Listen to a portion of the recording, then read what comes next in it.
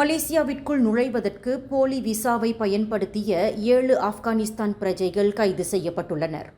3 தினங்களுக்கு முன்பு கோலாலம்பூர் அனைத்துலக விமான நிலையத்தில் தரையிறங்கிய அந்த 7 ஆப்கானிஸ்தான் பிரஜைகளின் நடவடிக்கைகள் சந்தேகத்திற்கு இடமாக இருந்ததை விமான நிலையத்தின் எல்லை பாதுகாப்பு கட்டுப்பாட்டு அதிகாரிகள் கண்டுபிடித்தனர்.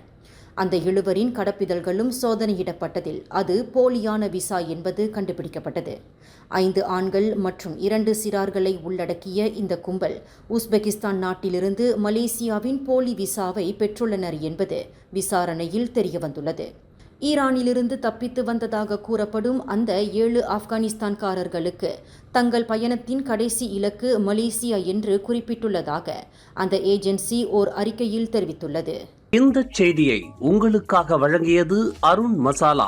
1983 ஆண்டிலிருந்து தரத்துடன் தன்மை மாறாத அறுசுவை சமையலுக்கு அருண் மசாலா. மேலும் செய்திகளை தெரிந்து கொள்ள கீழே இருக்கும் பெல் பட்டனை அழுத்துங்கள். உங்கள் மகிழ்ச்சியை வெளிப்படுத்த லைக் மற்றும் ஷேர் செய்யுங்கள். தொடர்ந்து திசைகளோடு இணைந்திருக்க சப்ஸ்கிரைப் செய்யுங்கள்.